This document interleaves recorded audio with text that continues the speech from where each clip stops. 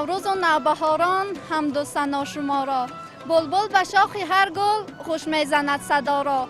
از خوله بلندم بارید ابر نیسان، فیض بیاورد امسال زمینی کشت ما را. نوروز دیار آمد، پیغام بهار آمد، در موسم کار آمد، نوروز مبارک باد. چگونه که ما و شما شاهد هستیم، امروز در منطقه ما نوروز عجم را با یک شکوه و شهامت خاصه جشن گرفته ایستادند و ما مردم رشتان زمین شکرانه استقلالیت کرده از این باد و هوای فارم بهاری بالیدرو هستیم. نوروز مبارک همدیاران عزیز. این رشت باستانی است و مردم امروز نوروز خود را استقبال میگیرند. این زمان مردمان فوج سوی نوروزگاه و ورزشگاه مرکزی ناحیه می روند، چون که در اونجا یک معرکه با شکوه نوروزی استقبال کرده می شود. و البته ما خوب می دانیم که مردم رشتان زمین خیلی از آثار نوروزی را حفظ کردند و در عرف و عادت خود تا به امروز ما آورده رسانیدند و اینجا عنعنات نیک نوروزی پایاندند و امروز مردم با شکرانه از فضای صاحب استقلالی وطن تنجی و امانی و آسودگی نوروز خود را استقبال میگیرند و یک هیئت کامل ایجادی و تکنیکی تلویزیون ورزش در اینجا قرار داریم تا با مردم رشتان زمین باستانی نوروز را یک جایه استقبال بگیریم. من میخواهم که همه وقت همه چی تاجیکستان همیتن نوروز و آباد تنجی باشد. مبارک شود نوروز به همه مردم تاجیکستان هم. خوب چنانچه گفتیم من ورزشگاه مرکزی ناحیه رشت و اینجا امروز نوروزگاه این مردم است و اداره و تشکیلات مختلف انواع محصولات خود را به نمایش گذاشتند و البته راهبریت ناحیه از آن هم دیدن کردند و اینجا دیدن ممکن است که چگونه این مردم توانسته است که عرف و عادت نوروزی خود را حفظ کنند.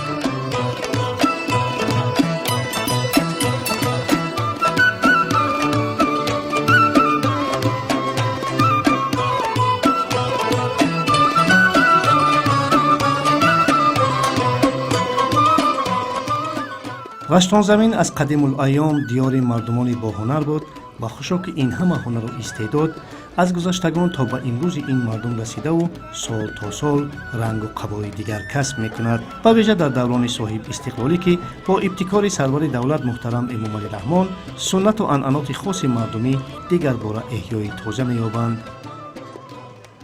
خوب دوستان عزیز، من تنوری که در منطقه رشت استفاده می شود. البته در جنوب این تنور در زمین شنونده شده است، اما در منطقه رشت من به همین دستور است که کیبانوان در اونجا نان میپزند به قوله و من اپای رناگل نان پخته ایستاده است. خوب من اپا جان حال حاضر چی کردیم؟ برای چی نان آب میزنین؟ میتونین همین روند برای ما قصه کنین؟ برای نان آب میزنیم که چی قدر در تنور نان همون قدر کشایده شروع بیاید. برای همین ما نان آب میشپیم. وقتی که در تنور میچسبونیم نان آب میشپیم که نان کشاده بیاید، سرخی فسان بیاید. برای چی من همین تنور به همین دستور است؟ من میدونم که در جنوب اونا در زمین میشنند، چرا در منطقه شما به این دستور است؟ ما این تنور رو به این میچسبونیم که برای اون که نون تنور بسیار خشرو میوید. اوی که چکدانوی دزمینن اون در نون تنور خشرو میوید. نون تنور بسیار با لذت هم هسته. برای همین آتش من همین گرمی یعنی در داخل همین چکدان میموند بیشتر. در داخل چکدان میموند. وقتی که میبندیم نون همین تمیسته ما نون بستن میگیریم امیده. ما یگون چی نمیکنیم. چند دقیقه نان میستد اپا جان در دیگدون نان 15 دقیقه میسته. بعد سرخ میشه. حالی حاضر همون نان تیار شده است؟ قریب اومده است. خوب. با چیکار کردن ممکن است این نان؟ چند مرتبه آب میشپین؟ برای که این لب چیش سرختر شده، برای همین آب شپیده استادم که نسوزن. از این همین نون 2 مرتبه آب میشپیم. یا وقت اول میبندیم آب میشپیم که بالای نون روشن شود، بعد اخیرون که سرخ کشید بو میشپیم.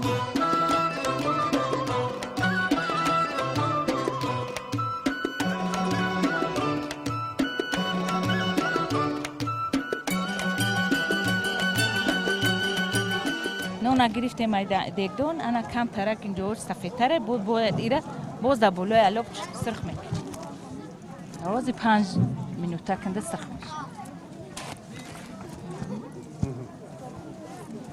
کم ترک علاب بلندتره من او چو فقط برای همین قدر خدمت برای میکنه همین سرخ کردن همین نون به ما خدمت میرسون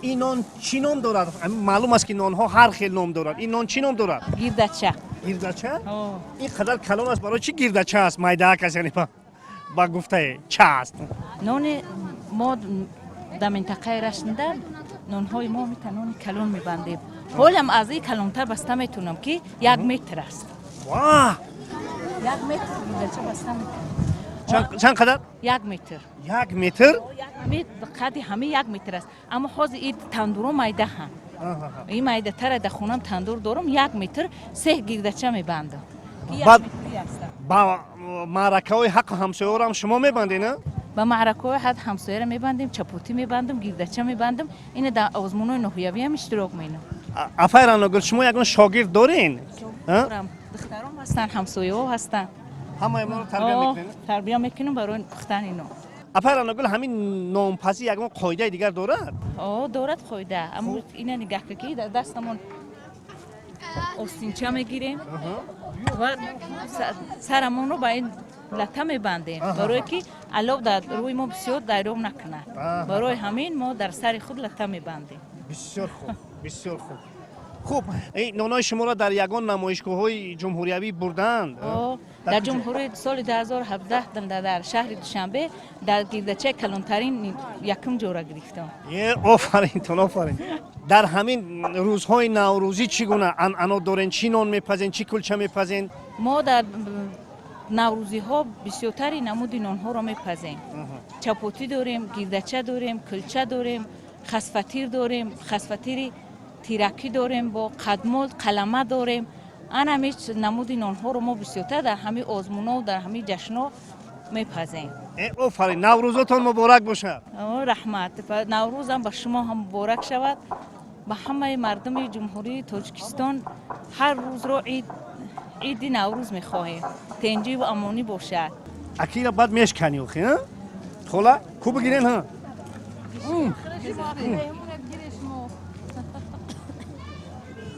نوروزتون مبارک باشه مهمانانی عزیز خوش آمدید به ناحیه رشتون زمین به هنرهای ملی تاجیکی ما از چنین فرزند با ابرومند تاجیکستان اساسگذار صلح و وحدت پیشوای ملت جناب عالی پرزیدنت جمهوری تاجیکستان امام علی رحمان خیلی میندار هستیم که تاجیکستان عزیزمان را سری و پری صلح و وحدت کنجی و مانی کرده است بگذار دائما تاج دولت بر سرش باشد نوروزتون مبارک باشد آفرین سلامت باشید خالای عزیز برای شما هم مبارک باشد در شخص شما با کل مردم رشتون زمین نوروزی مبارک باشد رحمت سلامت باشید من میخواهم که شخصا خودم همه هموطنان عزیزم را به این روزی نوروزی خجسته تبریک و تهنیت گفتم به همشان خانه آبادی عمری دراز و دسترخوانی پر از ناز و نعمت را تمنا دارم و میخواهم که همیشه آسمانی هر یک خانواده همین تاجیکستانی خودمان همیشه صاف و بی‌غبار باشد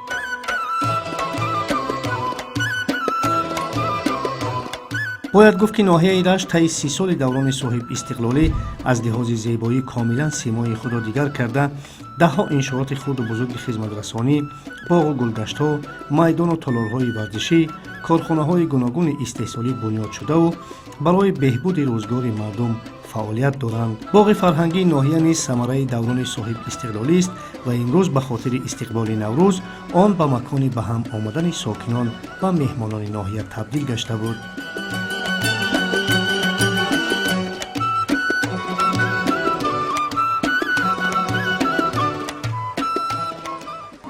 نوروز بر جانم صفا بخش به کلی دردهای من دوا بخش امید و آرزوهای دلم را زی هر برگ گلی خار مبتکا بخش نوروز به همه مردم تاجیکستان مبارک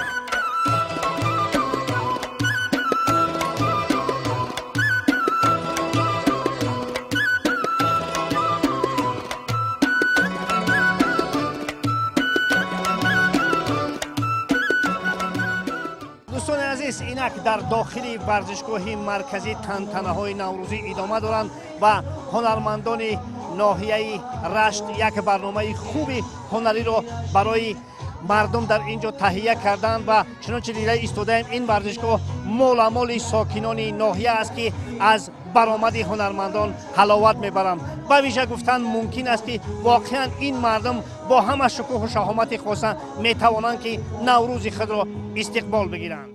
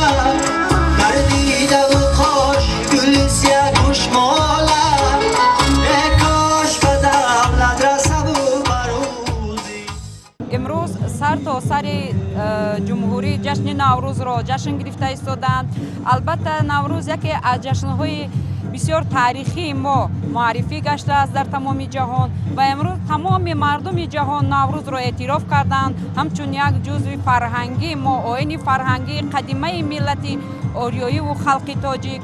و امروز در رشتان زمین چون ما میبینیم مردم جشن نوروز را با یک شهامت و شکوه به اندازه، با یک خرسندی و شادی به نهایت هم زیاد جشن گرفته ایستادند و من میخواستم از نام خود و از نام تمام مردم رشتان زمین، تمام مردم تاجیک را، تمام تاجیکان جهان را و مردمان جهان را که نوروز را جشن میگیرند و این جشن فرخنده تبریک بگویم و امید آن را داریم که تاجیکستان عزیز ما همیشه در فضای صلح و آرامی، در فضای صاحب استقلالی، زیر پرتو سیاست خیرتمندانه اساسگذار صلح و وحدت ملی پیشوای ملت محترم امام علی رحمان نوروز را همین خیل با شکوه و شهامت، همین خیل در فضای دوستانه جشن خواهند گرفت. نوروزتان مبارک باشد همدیران عزیز.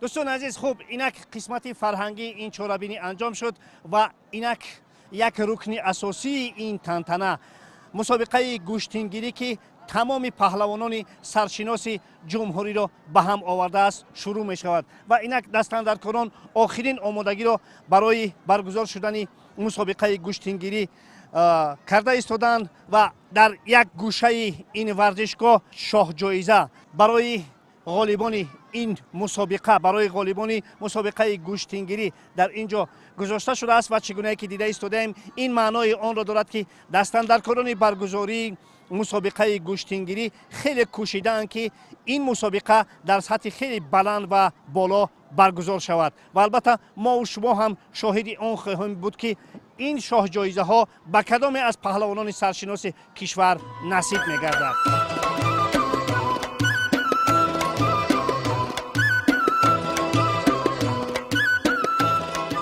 قبل از آغاز مسابقه از جانب مقامات اجرایی حکومت دولتی این ناحیه رشت با سابقه‌داران همچون رمز خاطره تحفه‌های خاطروی تقدیم کرده شد.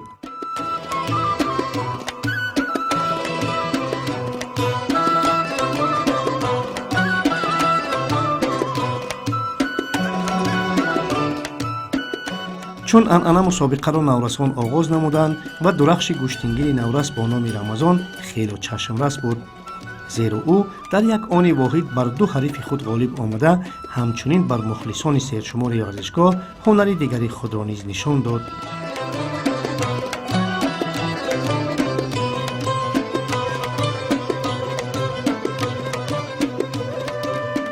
پیشتاز باید بگوییم که این مسابقه با رقابت اصلی گوشتینگیران تاجیک و ازبک که تحت رهبری چمپیون پنج کرته جهان اوید به کورش محسن اسام‌الدینov و مسابقه تشریف آورده بودند تبدیل یافت.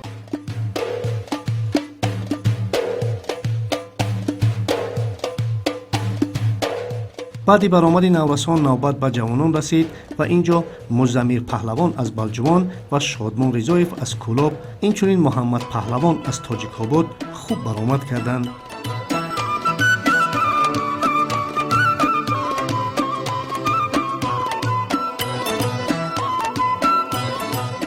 саъдиддини намояндаи ӯзбекистон бошад, баъди чандин майдондорӣ бо гӯштингири муваффақи дигари мо қандил паҳлавон ба ҳам омад. мутаассифона ин майдондорӣ ахиран мусовӣ гашт.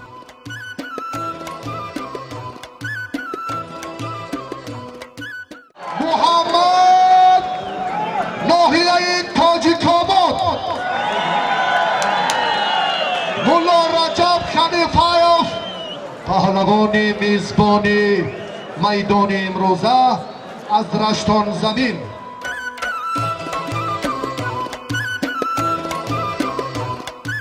сипас навбати майдондории мулло раҷаби раштӣ расид. воқеан мулло раҷаб дар россия машқ мекунад ва дар вазни худ чемпиони россия низ ҳаст. паҳлавони тоҷикободӣ муҳаммад бошад, баъди чандин ғолибият бо мулло раҷаб майдондорӣ кард, аммо бо иллати осеб бардоштани муҳаммад ин рақобат лағв шуд.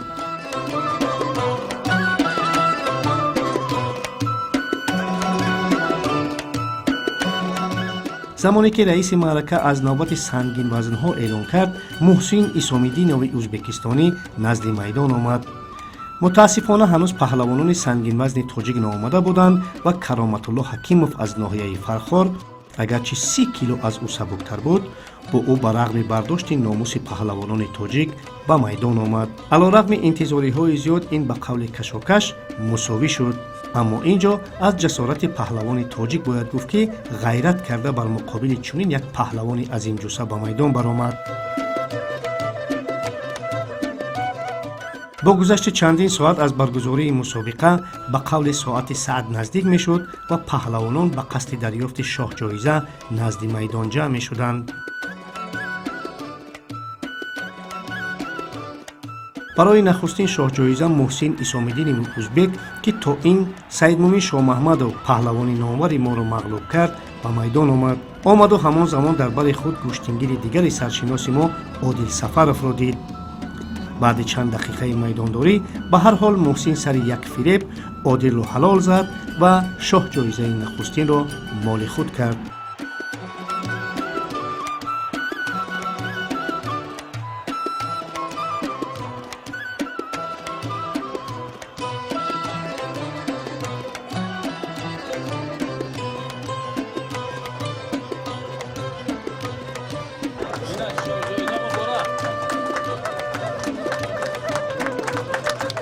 шодмон ризоеви кӯлобӣ, ки ҳамагӣ 20 сола аст, дар марҳилаҳои аввал ҳамагӣ як нафарро афтонд ва таи чанд соат касе бо ӯ гӯштин нагирифт. шояд унвони чемпиони осиё доштанаш дар зонуи ҳариф ларза меовард ва ӯ маҷбур шуд, ки аз майдон биравад. вале вақте бо абубакри акобир, яке аз паҳлавонони беҳтарини кишвар, касе гӯштин гирифтан нахост, шодмон дигарбора ҷомаи ҳарб ба бар кард. дар ин рақобат низ доварон шоҳҷоиза монданд. шодмон бори якум абубакрро зад, аммо доварон онро ҳалол наҳисобиданд.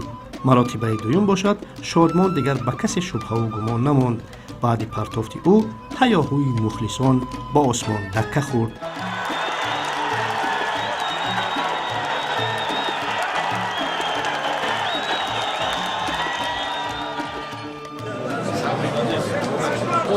مبارک با عمر دراز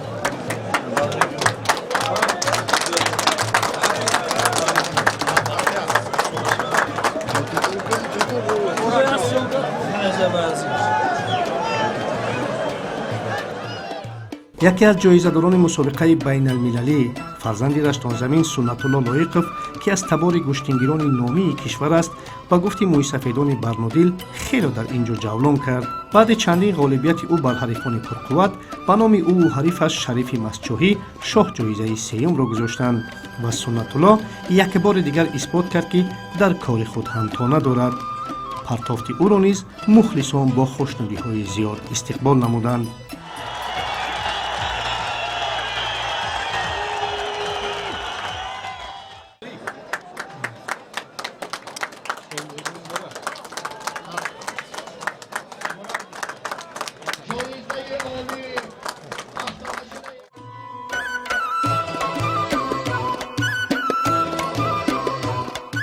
برای یک شاهجایزه دیگر قندیل عبداللهیف با پهلوی پهلوان سری نبرد شدند و بعد رقابت دور و دراز حریف قندیل از ادامه رقابت دست کشید و قندیل صاحب автомашина گردید.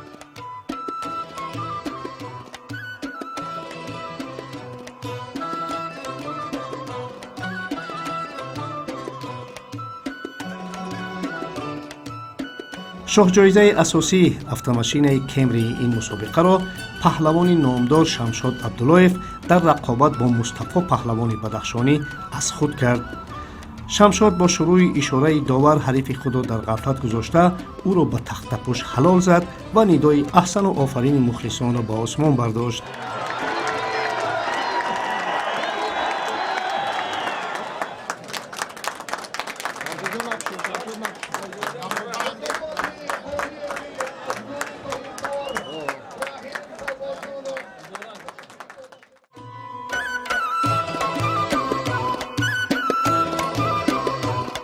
برحق این مسابقه در جذابیت خیلی در سطح بلند برگزار گردید. دستاندرکاران چون انعنه خوب مردم رشتون زمین توانستند از عهده برگزار نمودن یک مسابقه سطح بلند به خوبی برآیند که آفرینشان